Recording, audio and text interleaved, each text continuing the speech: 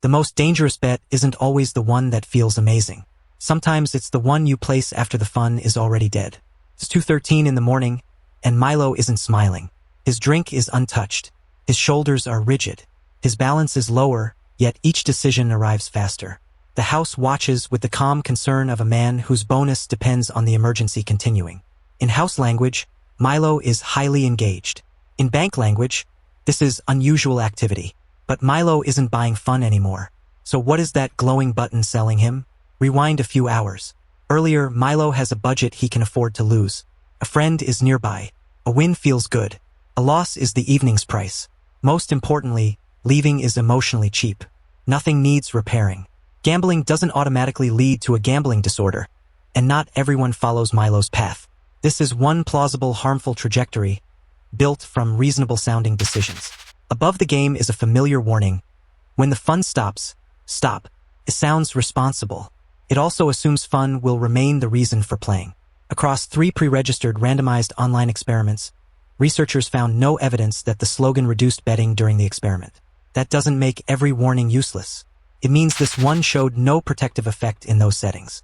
The house printed the emergency plan directly on the emergency. Compliance department, delighted. Emergency, unchanged. Then Milo gets a near miss. 2 symbols line up. The final one lands just outside the winning line.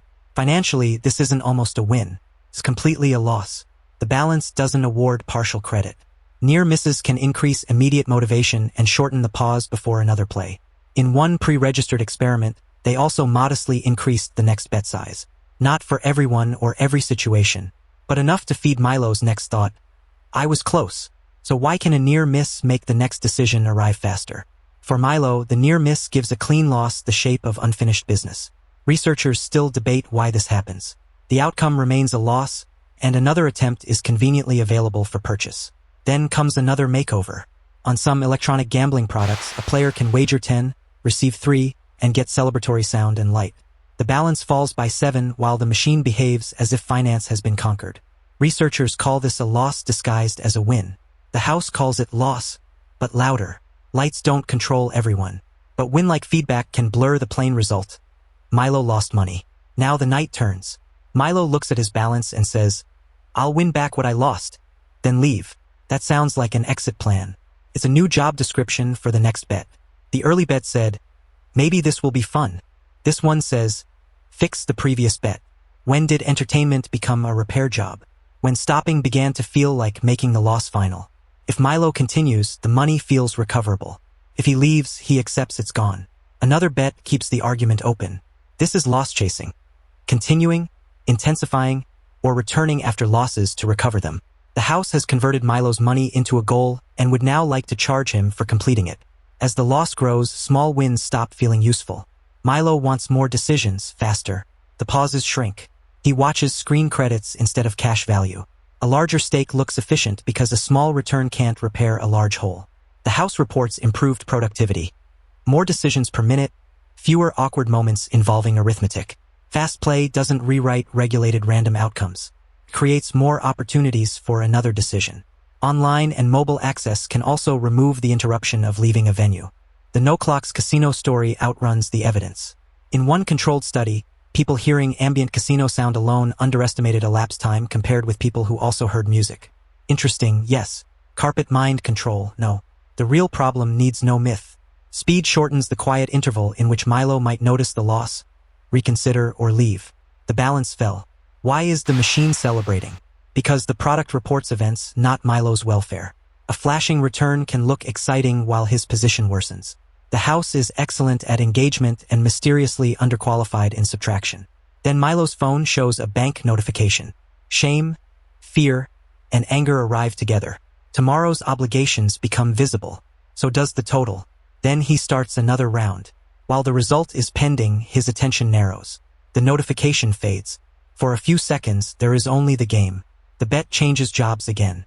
For some people, gambling can be used to escape or regulate distress. A meta-analysis found escape motives were associated with greater problem gambling severity, even after accounting for gambling for financial gain. Couldn't establish which came first, and this path doesn't describe everyone. Milo shows one plausible route. His early bet asked, could this be fun? His recovery bet asked, Could this repair the loss? Now it asks, could I feel less terrible for 10 seconds? If it is no longer fun, what is Milo getting from it? Relief. Brief, expensive, unreliable relief. The house rebrands the game as a temporary relief subscription. Billed per round. Cancellation is available after one more payment. But relief lasts only until the result. Another loss returns Milo to the original distress with a larger financial problem. The treatment enlarged the symptom. Very scalable. Terrible medicine. For Milo, the loop now looks like this. A loss adds distress. Distress can make another repair or escape bet appealing. That bet can produce another loss, and another loss adds more distress. The consequences seep across boundaries. Milo ignores a message. He moves money intended for something else. He hides the loss because saying it aloud makes the night real. Gambling money and life money stop being separate. Tomorrow becomes tonight's available balance. The house calls this premium convenience. Tomorrow has declined to comment. Milo isn't chasing a jackpot anymore. What single moment is he trying to avoid? Return to 213. Silence lets the consequences back into the room. Stopping feels like signing the receipt. Another bet keeps the possibility of repair alive. That is what the button sells after fun has gone. Not entertainment. Not confidence. It sells not yet. 10 more seconds before the loss becomes final. 10 more before the message must be answered. 10 more before the emotional invoice becomes due. The button never changed.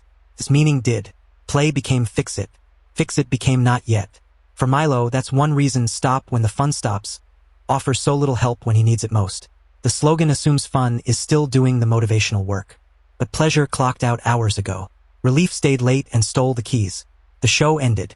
The box office kept renewing itself. And if the next bet is part of the loop, the exit can't be a better bet. Milo doesn't need to become a superhero while sitting in front of the same button.